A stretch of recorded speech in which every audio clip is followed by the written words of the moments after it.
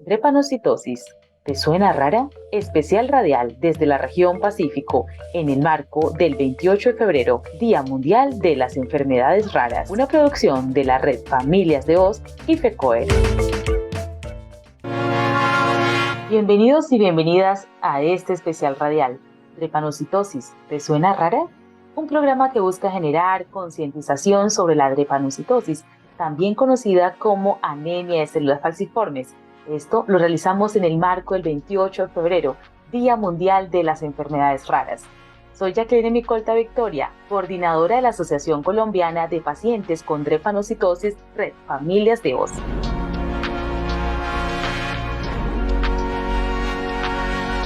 En este especial radial hablaremos sobre qué son las enfermedades raras, aprenderemos más sobre la drepanocitosis, que es una de las 2.247 enfermedades raras identificadas en Colombia. Conoceremos algunos testimonios de personas que viven con una enfermedad rara, en especial con drepanocitosis. Y a propósito, le hemos preguntado también a algunas personas de diferentes ciudades del país qué saben sobre las enfermedades raras, y aquí están algunas de sus respuestas. Bueno, mi nombre es Junior Juela, vivo en la ciudad de Ibagué y pues no entiendo sobre enfermedades raras porque no conozco pues ninguna enfermedad rara que haya tenido conocimiento de mi familia cercana, no, o de mis amigos que tengan enfermedades raras, no conozco la primera. Mi nombre es María Campo, vivo en Cali. Para mí una enfermedad rara son una serie de síntomas que se presentan en las personas y que alteran pues su bienestar, pero que son muy difíciles de clasificar en las enfermedades que ya conocemos o en las enfermedades que se presentan frecuentemente. Una enfermedad rara es una enfermedad huérfana, es decir, es muy poco el porcentaje de las personas que sufren de esa enfermedad en el mundo. Yo creo que una enfermedad rara es aquella que tiene poca probabilidad de ocurrencia dentro de una sociedad en específico, lo que dificulta su tratamiento por parte del sistema de salud, pues genera especialización en un tema en concreto, la destinación de recursos para el tratamiento de la enfermedad, y por lo mismo las personas que las padecen pues ven como barreras de acceso a ese sistema de salud.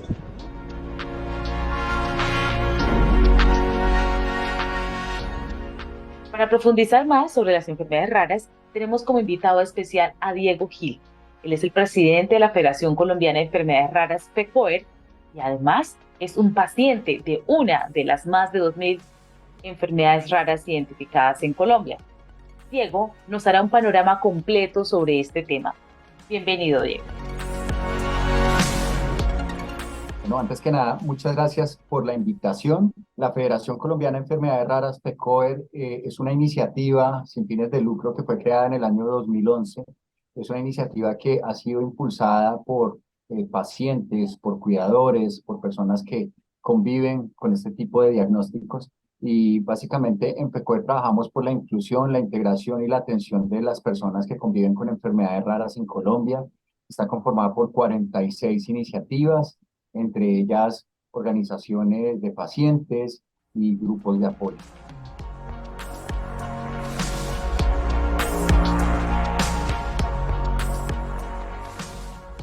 Muy bien, muchas gracias. Ahora que tú estás mencionando esta asociatividad a las enfermedades raras y huérfanas en Colombia, quisiera que contaras un poco a la gente que pronto está allí, en lo más recóndito de la región Pacífico, escuchando y nos preguntamos, bueno, ¿y qué son las enfermedades raras? ¿Qué son las enfermedades huérfanas?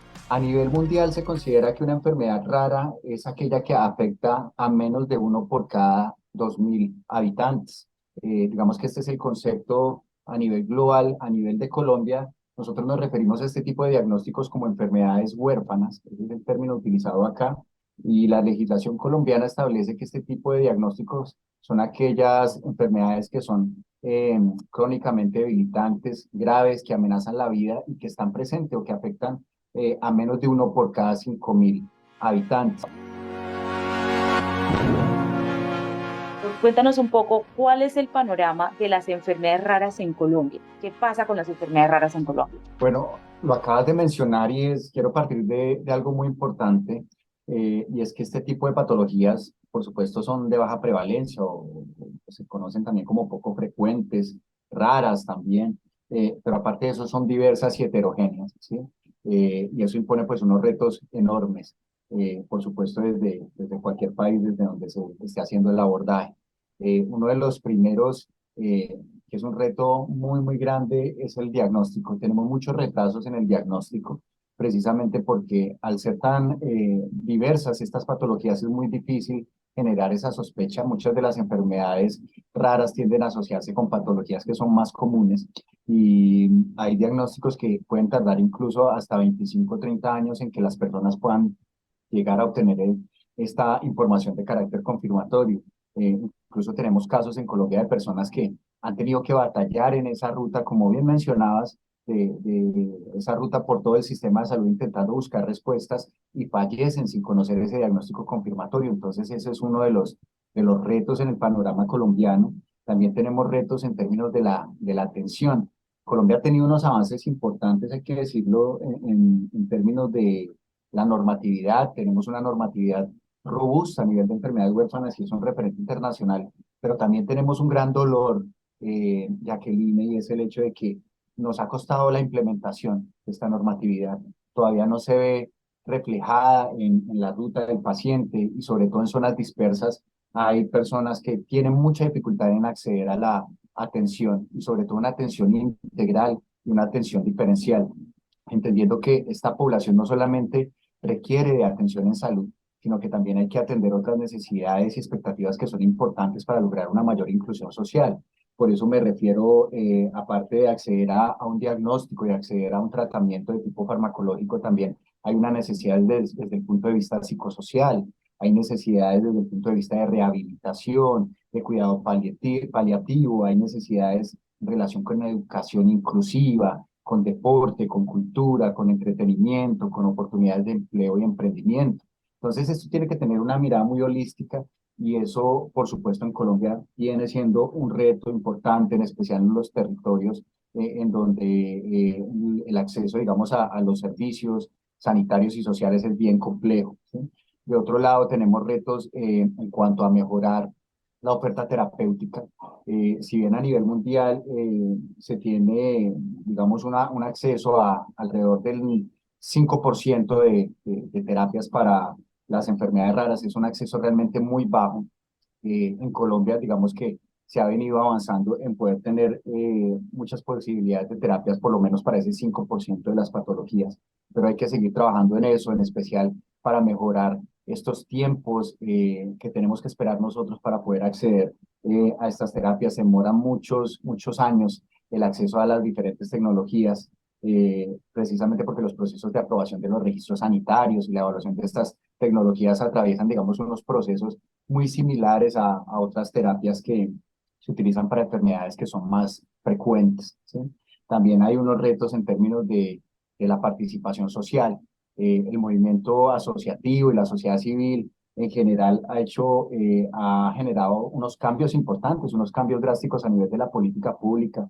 Hay que reconocerlo, pero es importante seguir haciendo esa sinergia, seguir haciendo esta colaboración, porque estos asuntos de las enfermedades huérfanas raras no solamente nos competen a los pacientes y a las familias y al gobierno, sino que también deben involucrar más actores, como las sociedades científicas, la academia, las organizaciones incluso de carácter privado, y por supuesto la misma industria farmacéutica, que son un actor importante en todo lo que tiene que ver con el acceso a las diferentes terapias. No quisiera dejar de lado un aspecto también que es relevante y en el panorama colombiano lo hemos considerado incluso en diferentes espacios, todo lo que tiene que ver con el financiamiento.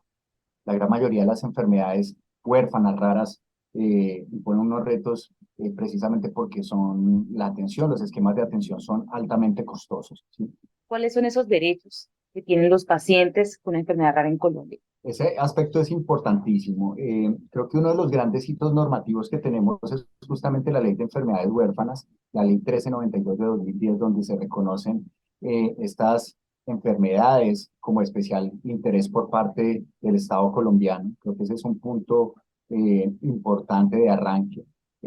Posteriormente tenemos otro hito que es muy relevante, que es la ley estatutaria en salud, Jacqueline, donde justamente se menciona que los pacientes de enfermedades huérfanas raras somos sujetos de especial protección por parte del Estado colombiano. ¿Eso qué quiere decir? Que debemos ser atendidos sin que medien barreras administrativas o económicas. ¿Sí? Ese es un derecho que es primordial para nosotros. ¿Sí? Tiene que primar esa atención. Precisamente hay otras cosas que son fundamentales en términos de ese acceso. Se ha venido avanzando también en todo lo que tiene que ver con la ley de tamizaje neonatal. Es una ley que está pendiente de generar una implementación efectiva, pero ha habido un avance en ese sentido. La habilitación de centros de referencia, la resolución 651-2018, es un avance interesante que empezó su implementación, pero hay un gran trabajo también por hacer. Trae unos retos importantes en todo lo que tiene que ver con el CIVIGILA, el Sistema de Vigilancia en Salud Pública, donde debemos ser un poco más juiciosos desde los diferentes actores para que ese registro se dé. Y también un hito que me parece importante también para trabajar desde lo normativo. Hemos dado alcance a muchas cosas en relación con el inventario codificado de enfermedades huérfanas. Hoy en día tenemos un listado interesante de 2.247 patologías que están involucradas allí, pero por supuesto hay que seguir trabajando en esa caracterización de estas patologías, trabajar en estos protocolos de atención para esos diagnósticos. La región Pacífico es una de las regiones con más dificultades en muchos aspectos, en el contexto educativo, en el contexto de salud, en infraestructura, bueno, en todo lo que tiene que ver con la violencia. Es una región que ha sido muy golpeada y que también ha tenido que sufrir de racismo estructural. Y a esto entonces le tenemos que sumar esas grandes deficiencias que seguramente deben haber en el registro de enfermedades huérfanas. De hecho, para la drepanocytosis, que es la patología, la enfermedad huérfana que trabajamos desde la red Familias de Oz, nos hemos dado cuenta, hemos podido evidenciar todas las deficiencias y lo poco que se puede acercar el registro del CIVIGILA a la realidad en cuanto a números de los pacientes con drepanocytosis que hay en la región. Asimismo, suponemos que deben pasar con todas las otras enfermedades huérfanas. Cuéntanos entonces ahora, Diego, un poco de cuál es ese panorama que se conoce en cuanto a las enfermedades huérfanas en la región Pacífica. Claro que sí. En la región pacífica, digamos que el Registro Nacional de Pacientes con Enfermedades Huérfanas nos muestra que hay un total de un poco más de 80.000 pacientes en ese registro. Y quisiera hacer una salvedad acá inicialmente, Jacqueline, y es que hay un subregistro. O sea, este es un registro, digamos, que se ha ido alimentando desde el año 2013, empezó con un censo de pacientes de hemofilia, digamos que ese fue el insumo inicial, y se ha ido alimentando, se ha ido fortaleciendo, ya hay un poco más de 80.000 pacientes allí. Este Registro Nacional de Pacientes es alimentado a través del Sistema de Vigilancia en Salud Pública, que es el CIVIGILA, y ahí es donde quiero hacer una invitación bien importante, y es a que los pacientes y los cuidadores estemos muy alertas, ¿sí? A saber si estamos incluidos en ese sistema de vigilancia en salud pública, ¿sí? Es bien importante precisamente porque hay cosas de la ruta cotidiana, como por ejemplo la exención de copagos y de cuotas moderadoras que aplican para la población que está incluida en ese registro. Entonces, es relevante que estemos seguros, que estemos incluidos en ese CIVIGILA. De lo contrario, si no estamos incluidos, que solicitemos a nuestro médico tratante que por favor realicen el reporte. Esto digamos que es una responsabilidad también desde el médico tratante y desde las entidades aseguradoras. Este registro también nos arroja que en la región pacífica alrededor del 17% de estos pacientes, estamos hablando de alrededor de 13.000, casi 14.000 pacientes corresponden a la región pacífica, distribuidos pues como en los 4 territorios. De esos 14.000 pacientes, la mayor proporción, digamos que alrededor de 16.600 pacientes están ubicados en el Valle del Cauca. Tenemos casi 1.700 ubicados en el Cauca, en el departamento de Nariño hay alrededor de 1.400 y un poco menos de 300 pacientes son del departamento del Chocó. Entonces, eso como para tener unas cifras gruesas acerca de este registro. En Colombia también hemos hecho estimaciones de que hay una población de enfermedades, de personas que están conviviendo con enfermedades raras de alrededor de 2 millones. Entonces, imagínense esa brecha que tenemos tan grande entre el Registro Nacional de Pacientes y la cantidad de personas que pueden estar conviviendo con estos diagnósticos. Bueno, uno de los mayores retos que impone el abordaje de las enfermedades huérfanas raras es la equidad. Creo que aquí hay que apostarle a mejorar estas condiciones de equidad. Todos los pacientes, los cuidadores y las familias somos importantes, indistintamente de nuestra condición socioeconómica, desde el lugar en el que estemos viviendo.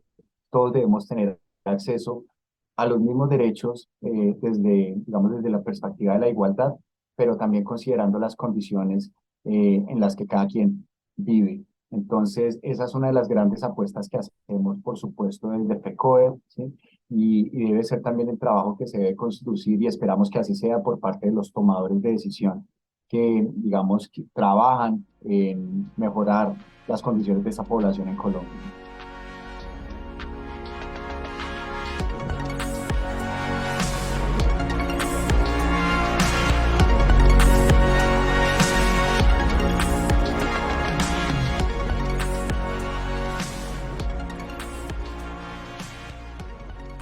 Muchas gracias, Diego, por habernos acompañado y por habernos hecho estas explicaciones que son tan importantes para todos nosotros, para los pacientes con drepanocitosis, pero también para todos los que padecen una enfermedad huérfana y sobre todo para la sociedad en general. A continuación, les invitamos para que escuchen algunos de los testimonios de las personas que viven con drepanocitosis o que tienen un familiar, una persona a la que aman y a la que cuidan con esta condición de salud.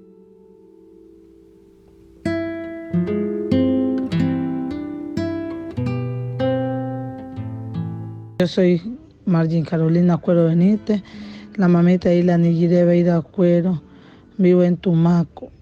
La niña tiene drepanocitosis y lo más raro que me ha pasado con ella, que he vivido de la drepanocitosis, es que la niña ahorita me sufre de un ACV y me toca hacerle múltiples transfusiones para evitar un derrame cerebral.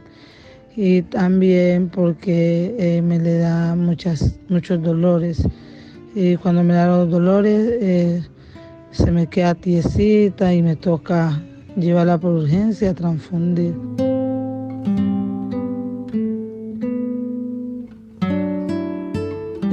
Soy mamita de Ili Mariana Riasco, niña con drepanocitis o más conocida como anemia falciforme. Lo más que me ha preocupado de esta enfermedad con mi niña es que ahora en la ciudad de Cali hace 5 meses está en un tratamiento porque le dio una ACV, que es que los vasitos de la cabeza los tiene inflamados y puede hacer derrame cerebral, al cual cada mes me toca estar yendo a Cali, a que le hagan un recambio de sangre por medio que se lo hacen por la yugular, le hacen pruebas, una cosa y la otra. Es una cosa muy, muy triste, porque ver a mi hija que ha cumplido 3 años y se la diagnosticaron desde los 5 meses y ver cómo sufre es algo muy doloroso.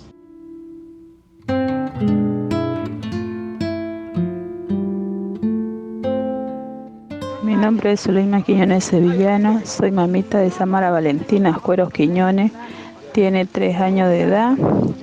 Hace más o menos 5 meses le descubrieron drepanocitis o célula falciforme. Lo más duro que me ha tocado es que la niña en el mes de noviembre estuvo casi un mes hospitalizada, por lo que no podría drenar bien la sangre, entonces la niña se me hinchó toda. Entonces, a cambio de eso, estuvimos como un mes larguito casi en la ciudad de Pasto hospitalizado. Fue algo muy incómodo, algo doloroso, pero gracias a Dios en este momento la niña se encuentra bien.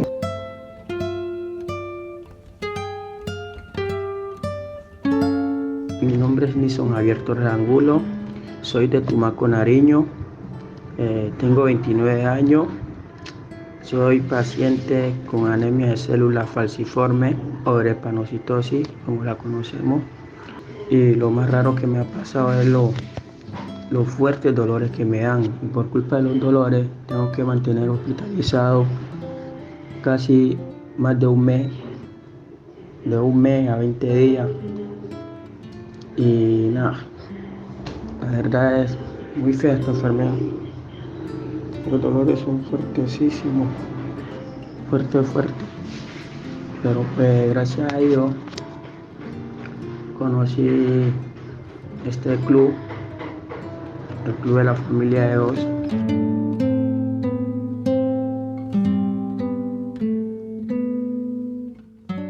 A quienes participan hoy en este programa contándonos sus realidades. Realmente es muy fuerte, nos sensibiliza muchísimo y esperamos que las personas que nos estén escuchando también lo puedan hacer. Y estos mensajes los traemos con la intención de que toda la sociedad pueda de verdad sensibilizarse frente al impacto que pueden tener una enfermedad rara como lo es la anemia de células falciformes en la vida de quienes la padecen y en toda su familia.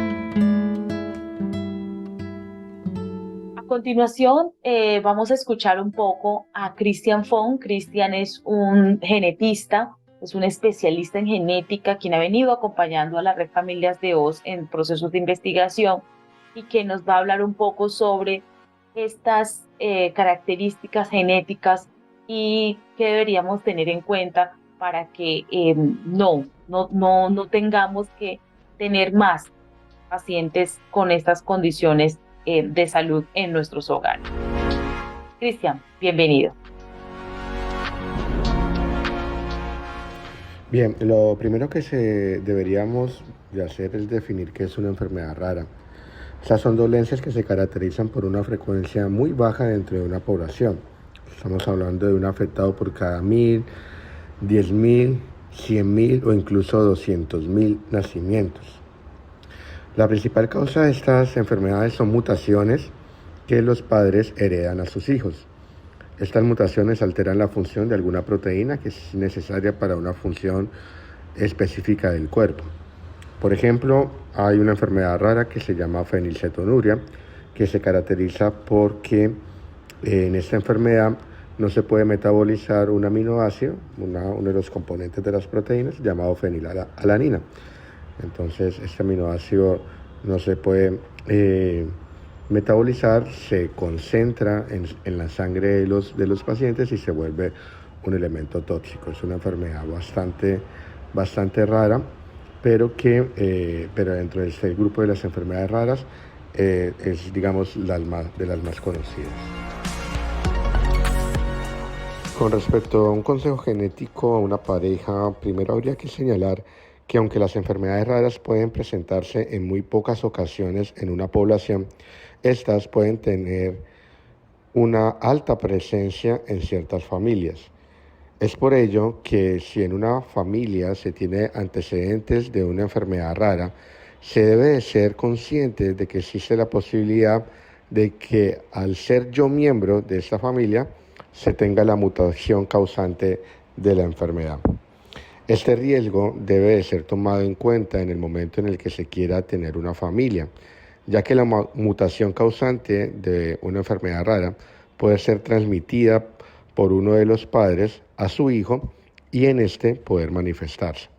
Por lo tanto, si alguien tiene conocimiento de que en su familia se ha presentado históricamente una enfermedad recurrente, debe consultar a un médico genetista para poder descartar la presencia de alguna mutación relacionada con esta enfermedad.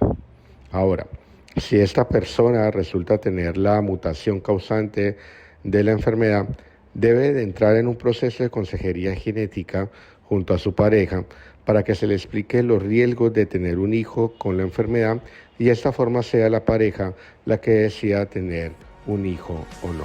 Muchísimas gracias, Christian, por tu intervención. Gracias por hablarnos sobre la importancia de conocer nuestra información genética y ojalá esto lo pudiéramos hacer antes de decidir tener hijos. Son muchas las personas que se vinculan a la conmemoración de las enfermedades raras. Hoy queremos presentarles a Marta Roldán. Ella es una compositora e intérprete española, quien ha producido una canción preciosísima que lo que busca es que de verdad veamos a las personas que tienen estas condiciones de salud más allá de la enfermedad, que podamos ver realmente a ese ser humano que está allí luchando, batallando todos los días para equiparar y poder tener equidad y justicia social.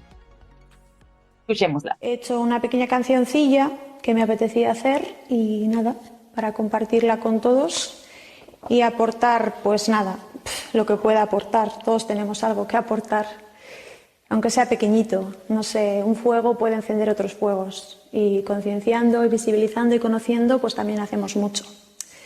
Así que a ver qué tal.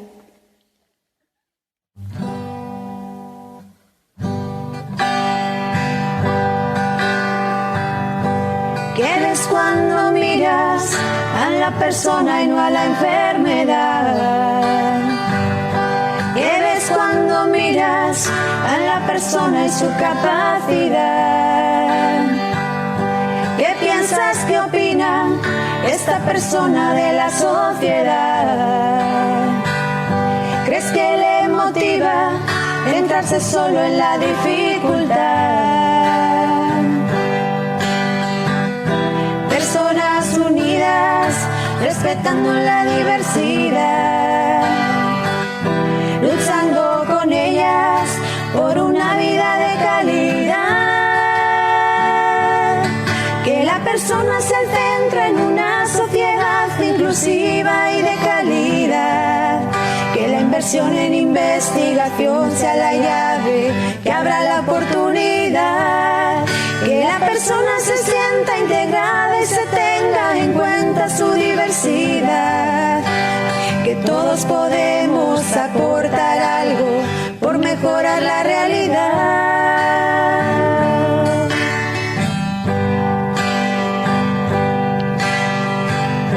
¿Qué ves cuando miras a la persona y no su enfermedad?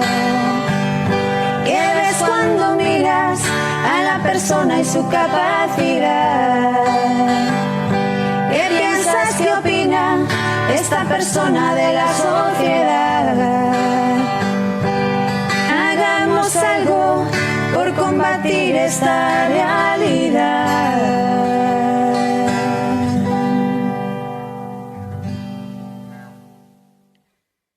Por todas, por todos, porque formamos todos parte de la misma sociedad, como he dicho.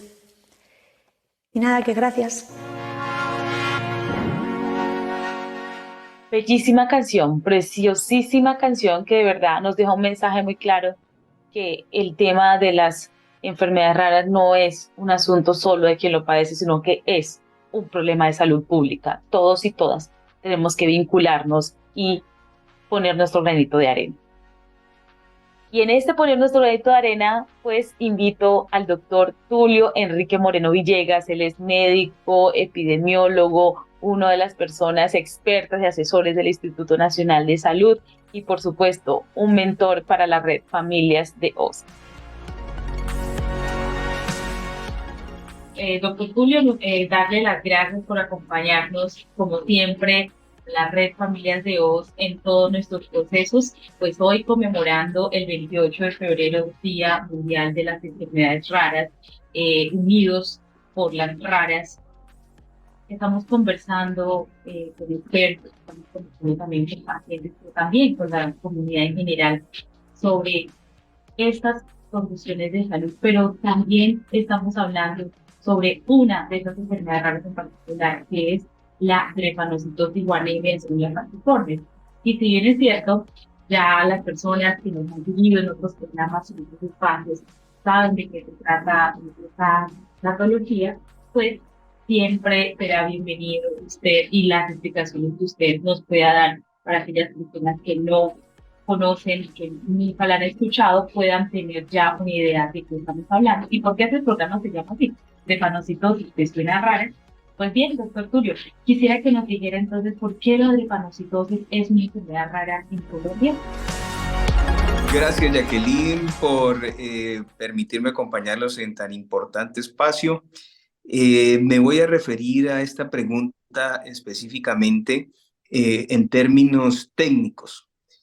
Desde la parte de vista, o desde el punto de vista epidemiológico y de salud pública, hay unas definiciones técnicas y entre esas, la drepanocitosis es una enfermedad rara en Colombia debido a que cumple precisamente con una definición técnica.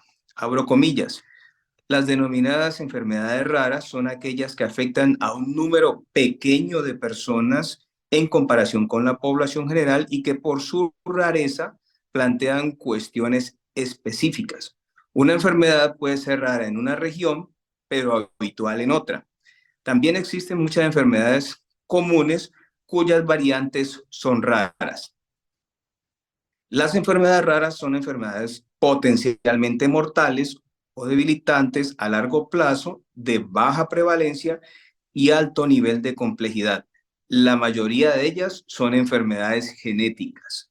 Hablamos de que la drepanocitosis es una de las enfermedades que está asociada al racismo. Y el trabajo que venimos realizando en el Instituto Nacional de Salud ha permitido mostrar ese racismo de una manera científica y técnica a través de las manifestaciones que hemos realizado acerca de la frecuencia de la enfermedad, la carga de la enfermedad, la mortalidad que representa la enfermedad asociada a la falta de oportunidades y a la falta de atención. ¿Esto qué genera?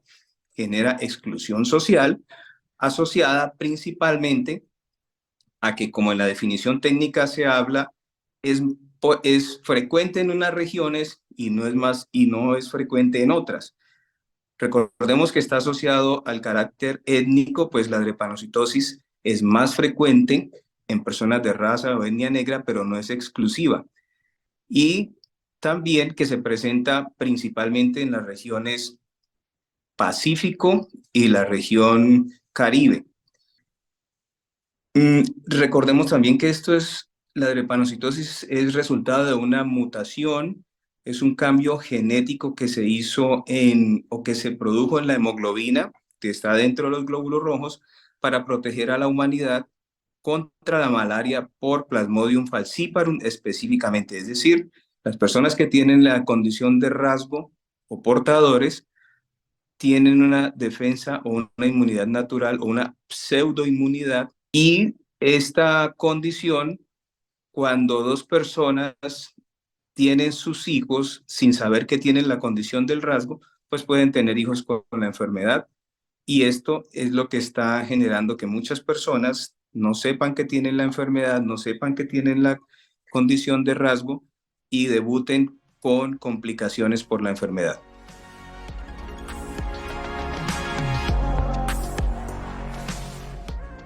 Yo quisiera que nos contara un poco cuáles son esos principales síntomas de la anemia acidular falciforme o la drepanocitosis. Los síntomas varían de acuerdo al tipo de drepanocitosis y también varían de acuerdo a la edad de las personas, porque las manifestaciones pueden ser diferentes.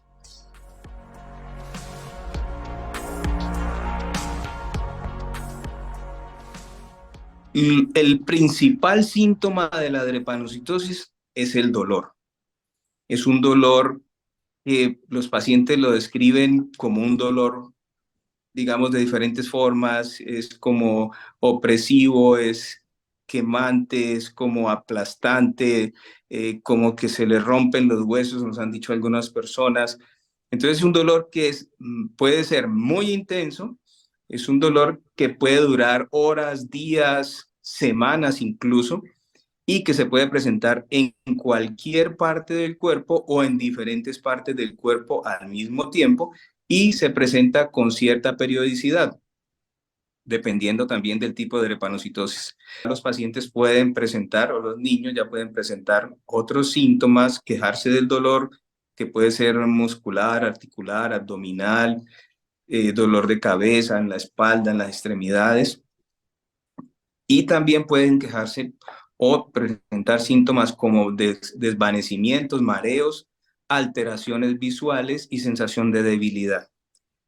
En los adultos, pues también el dolor, pero también puede haber manifestaciones neurológicas que se producen cuando hay daño cerebral por las crisis drepanocíticas. Entonces, además, me faltaba también recordar que dentro de los signos de la enfermedad se puede presentar también fiebre en las crisis drepanocíticas, que no necesariamente es por infección, aunque sabemos que las personas con drepanocitosis tienen aumento de la susceptibilidad a las infecciones y que por esto, por infecciones, pueden desarrollar crisis. Entonces, cuando una persona tiene cefalea, fiebre, dolor abdominal, ojos amarillos, pues se confunde con otras enfermedades, incluso se confunde con dengue, con malaria, y cuando el daño o la inflamación, la falta de circulación que produce la drepanocitosis es en los pulmones, entonces produce síntomas respiratorios y la persona puede tener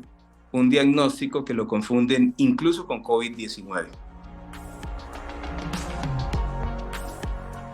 Todo esto para explicarles a las personas que nos escuchan que los síntomas de la drepanocitosis son muy variados, dependen del tipo de drepanocitosis, pueden pasar desde leves o asintomáticos hasta casos de crisis muy severas que duran días, semanas y pacientes que pueden incluso estar hospitalizados por meses. Así que no tenemos un síntoma o signo específico que nos diga que es drepanocitosis. Pues es muy importante que se tenga en cuenta todas esas barreras de acceso que tienen los pacientes que padecen una enfermedad rara o que padecen una enfermedad huérfana, y específicamente para la región del Pacífico, pues sabemos que la enfermedad rara más frecuente es la anemia de falciformes, y por eso es tan importante para nosotros hacer énfasis en ella.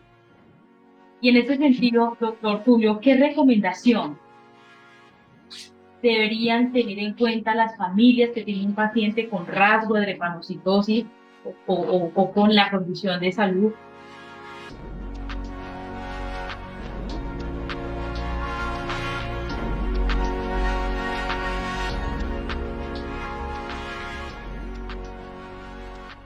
Bueno, este es un punto muy importante, es parte de lo que se está trabajando actualmente desde el Ministerio de Salud para la identificación de personas con drepanocitosis o con rasgo drepanocítico. La sensación que le transmiten las personas a uno de que no es conmigo a pesar de que era el sobrino, el tío, el primo o el hermano, ¿sí? Entonces hace que muchas personas que desconocen su carga genética, es decir, cuáles son los genes que tienen. Recordemos que la drepanocitosis es una enfermedad genética hereditaria. Entonces, si una persona tiene rasgo o tiene drepanocitosis en una familia, no apareció por generación espontánea, no le apareció allí porque a él le tocó, le aparece porque su papá y su mamá tienen los genes, o por lo menos uno de los padres tenía uno de los genes y el otro papá o mamá tenía el otro de los genes, y la persona que tiene la drepanocitosis los heredó de papá y mamá. ¿Qué quiere decir eso? Que si hay una persona con la drepanocitosis, reiteradamente lo vamos a decir, debe conocer qué carga genética tienen sus familiares, por lo menos en primer grado de consanguinidad. Decimos por lo menos porque es papá, mamá y hermanos. Pero si el papá es el que tiene la enfermedad, entonces serán los hermanos del papá, ¿sí? Si el hijo es si nuestro paciente es el hijo, entonces tendremos que saber si tiene hermanos, si los hermanos tienen la enfermedad o los genes, y habrá que saber de papá y mamá también quiénes tienen los genes, sobre todo en las mujeres en edad fértil. Muchísimas gracias, doctor Tulio, por esas explicaciones que nos da en este programa Drepanocitosis ¿Te suena rara? Precisamente para que no nos siga sonando rara la drepanocitosis, sino que la tengamos en la cabeza, y la tengan en la cabeza los médicos, los especialistas, los familiares de los pacientes, los cuidadores, pero toda la comunidad en general, y más en esta región del Pacífico, donde hay un alto predominio de población afrodescendiente. Gracias, doctor Julio, nuevamente por habernos acompañado. Muchas gracias a usted por la invitación y espero que podamos trabajar de la mano con la comunidad. Este es un esfuerzo que no es solamente de unos pocos o de unas instituciones, sino que es un esfuerzo de sociedad. Esto incluye la responsabilidad que tiene también la comunidad. La comunidad necesita ser informada, pero al tiempo debe también consultar y solicitar. Esto suena como a lo que se llama una demanda inducida, pero es que tenemos unos actores del Sistema General de Seguridad Social en Salud que son los responsables de captar, identificar y tratar y rehabilitar a los pacientes con cualquier enfermedad rara o huérfana y en este caso específicamente para la drepanocitosis. Muchas gracias.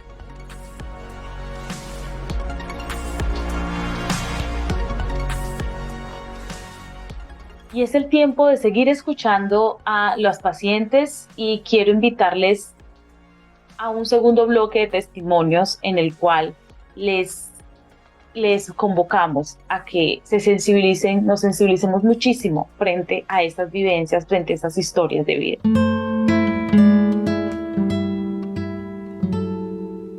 Mi nombre es Lucelena Aguilar Sarria, trabajadora social, cofundadora de la red Familias de Voz. Mi relación con la drepanocitosis es que soy madre de una paciente, relación cercana con esta patología, en donde por más de 20 años hemos tenido una lucha constante entre hospitalizaciones, tratamientos, visitas a diferentes especialidades, transfusiones, medicamentos. Lo que nos hace rara vivir es que muchas veces ni siquiera la misma patología, sino por un lado la ignorancia del personal de la salud que no entiende qué es vivir con esta afección y no brinda la atención adecuada en momentos de crisis. Por otro lado, la falta de una política pública que garantice el acceso a los tratamientos adecuados a los pacientes.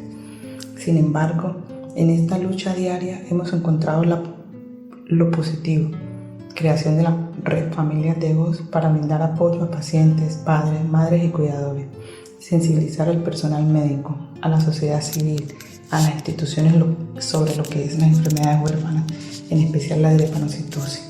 Hemos podido educar, enseñar, fortalecer, abrazar, compartir con otros pacientes que nos hemos encontrado en el camino.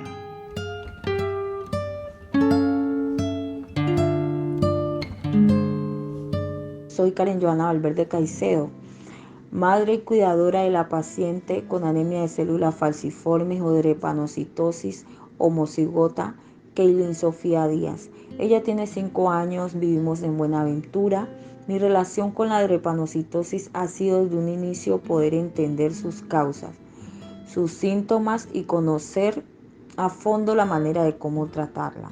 De allí es como me hice parte de una gran familia, por cierto, muy numerosa, como lo es la red de Familias de Voz, a la que hoy debo agradecer su apoyo y acompañamiento en nuestro proceso, que cabe anotar no es un proceso nada fácil.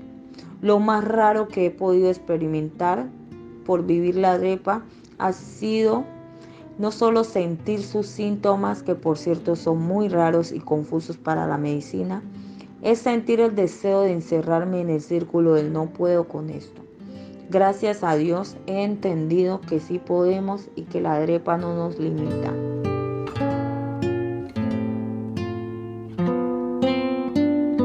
Más de 7 millones de personas en el mundo tienen una enfermedad rara.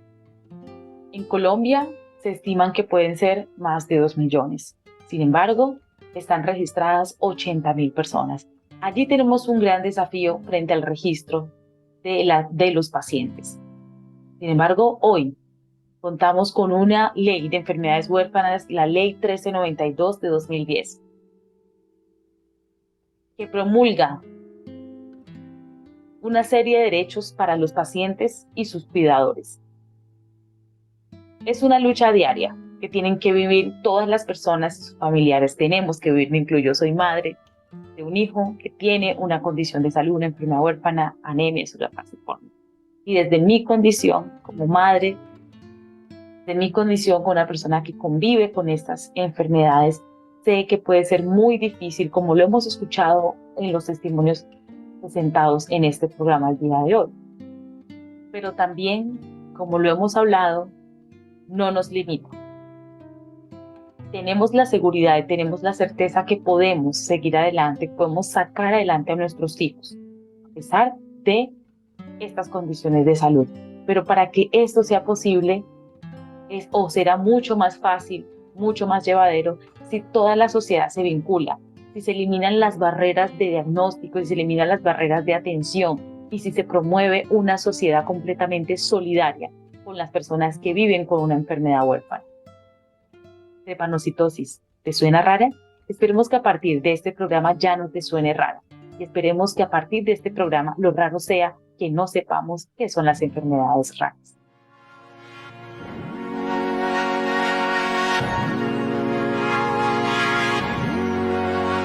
Y de esta manera damos cierre a este especial. Muchísimas gracias por habernos acompañado. Un saludo muy especial a todas las personas en la región Pacífico, a las emisoras que se vincularon a esta campaña. Les enviamos un agradecimiento profundo por retransmitir este mensaje, a los canales digitales que también se han vinculado. Muchas gracias.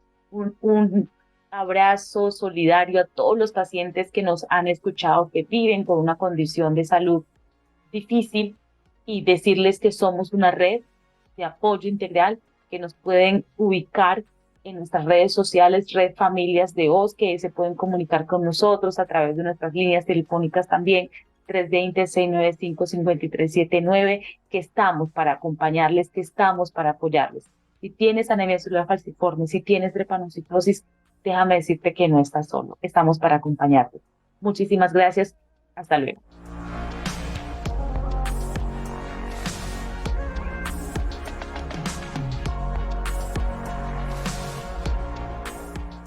Drepanocitosis, ¿te suena rara? Especial radial desde la región Pacífico en el marco del 28 de febrero, Día Mundial de las Enfermedades Raras, una producción de la Red Familias de Voz y FECOER.